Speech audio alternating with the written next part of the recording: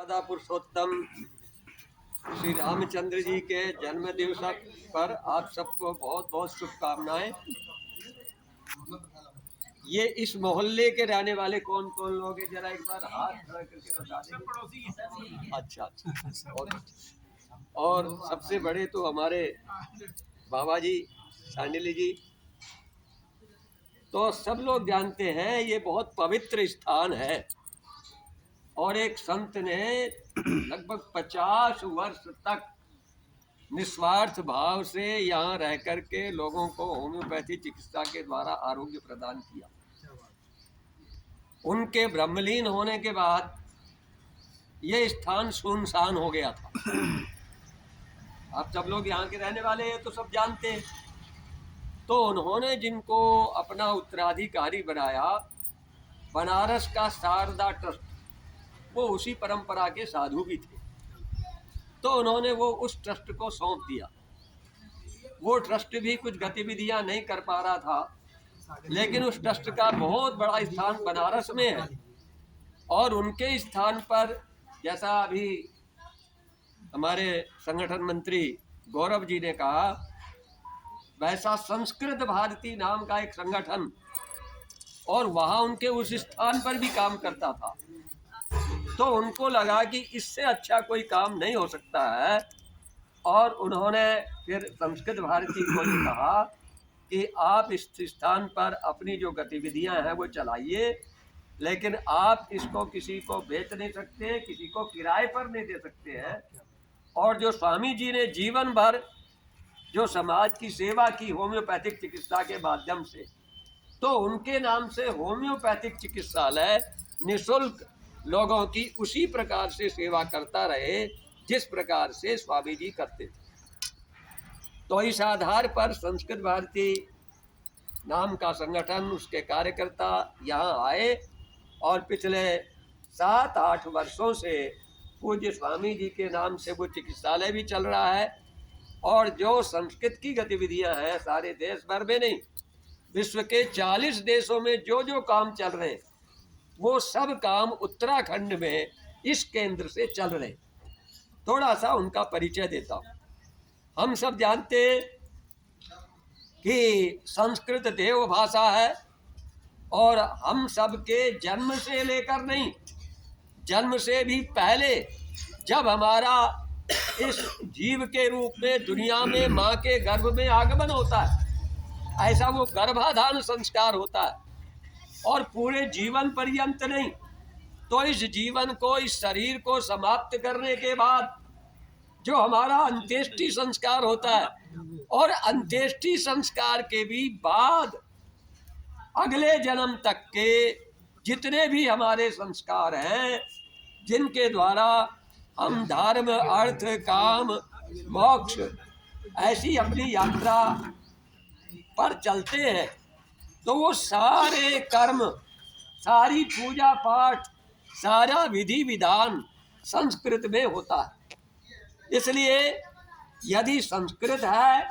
तो सनातन धर्म है, यदि संस्कृति संस्कृत है तो भारतीय संस्कृति है, और यदि भारतीय संस्कृति और सनातन धर्म है तो उसके कारण से ये भारत देश है। ऐसा काम, इस सब का जो मूल काम है वो संस्कृत कैसे फिर से, जैसे कभी प्राचीन काल में समाज के सब लोग संस्कृत बोलते थे, चाहे मजदूर हो, चाहे कोई व्यापारी हो, चाहे कोई अधिकारी हो, सारा काम काज संस्कृत में होता था। लेकिन लंबे समय तक कभी हमारे देश के ऊपर कभी शक नाम के आक्रमणकारी आए, कभी मंगोल नाम के आक्रमणकारी आए, कभी हूण नाम के आक्रमणकारी आए, बाद में मुगल आए, फिर अंग्रेज आए, और अब तो जो दिखाई नहीं पड़ते वो अंग्रेजों के मानस पुत्र सारे समाज में ही खड़े हो गए। उनके नाम भी हिंदू होंगे, वो बाहर से दिखते भी हिंदू होंगे, लेकिन वो इस सनातन धर्म के विरुद्ध, संस्कृत के विरुद्ध, संस्कृति के विरुद्ध काम करते हैं। और उसका परिणाम क्या हुआ, तो मैं 1971 की जनगणना, जिसमें भाषाओं की गणना हुई थी, तो संस्कृत को बोलने वाले केवल 2200 लोग थे। फिर 1981 में जनगणना हुई तो ये 6000 संख्या हुई। लेकिन उस बीच ये संस्कृत भारती नाम का संगठन खड़ा हो गया था और उसने हमारे पहले राष्ट्रपति डॉक्टर राजेंद्र प्रसाद जी ने संस्कृत को लेकर के अपने भाषण में कहा था कि भारत की नहीं, दुनिया की कोई भी भाषा जो बोलता है तो वो संस्कृत बोलता है, क्योंकि जितनी भी भाषाएं हैं उन सब का जन्म संस्कृत से हुआ है। और जैसा मैंने प्रारंभ में कहा, हमारे तो सारे संस्कार जन्म से लेकर के मृत्यु तक, और जन्म से पहले से भी और मृत्यु के बाद तक भी उनमें कोई ना कोई संस्कृत का मंत्र और श्लोक बोला जाता है। तो ऐसा प्रत्येक भारतीय को संस्कृत के ऊपर गर्व भी करना चाहिए और संस्कृत के द्वारा अपने इस जन्म को भी और अगले जन्म को भी उसको लक्ष्य को प्राप्त करना चाहिए। तो संस्कृत को पुनर्प्रतिष्ठित करने के लिए सबसे पहले प्रश्न था कि समाज में संस्कृत को लोग कहने लगे कि संस्कृत तो मृत भाषा है, संस्कृत को लोग बोलते तो है नहीं, केवल पूजा पाठ में कभी कभी पंडित जी आ जाते हैं और वो कुछ मंत्र बोल देते हैं। तो संस्कृत भारती ने सबसे पहले काम हाथ में लिया कि हम संस्कृत को बोलचाल की भाषा बनाएंगे और उसके लिए 2 घंटे 10 दिन 20 घंटे में एक ऐसा पाठ्यक्रम तैयार किया कि जो कुछ भी पढ़ा नहीं है, हिंदी संस्कृत भी पढ़ा नहीं है, बिना कापी कलम किताब के, बिना किसी होमवर्क के, बच्चा हो बूढ़ा हो जवान हो, वो 10 दिन में 2 घंटे दे करके 20 घंटे दे करके एक सरल सामान्य व्यवहार की जरूरत भर की संस्कृत बोलना सीख सकता है। ऐसा देश भर में नहीं, दुनिया के लगभग 40 देशों में ये अभियान पिछले 40 वर्ष से चला और इसका परिणाम क्या हुआ कि आज देश में 6 गांव पूरे के पूरे किसान, मजदूर, तेली, नाई, धोबी, सब्जी वाला सब संस्कृत बोलते हैं। और कर्नाटक का एक गांव जिसका नाम मुत्तूरू है, उसे तो दुनिया के लोग इसलिए आना चाहते हैं, दूरदर्शन पर, टीवी पर भी उसके बारे में बहुत कई बार आया है कि वहाँ के सारे लोग संस्कृत बोलते हैं। 1 करोड़ से अधिक लोग संस्कृत बोलते हैं। 10,000 से परिवार ऐसे खड़े हो गए। मेरा परिवार है, बेटा इंजीनियर है, एक बेटा बैंक में मैनेजर है, बेटी एक सर्जन है, लेकिन आप संस्कृत में बोलेंगे तो वो उत्तर संस्कृत में देंगे। ऐसे हमारे कांग है प्रोफेसर अरविंद नारायण मिश्रा बैठे हैं और हमारे यहाँ के ये जो कार्यकर्ता सब बैठे हैं। तो संस्कृत का काम, संस्कृत को जीवित भाषा बनाने का काम ऐसा मुख्य काम है।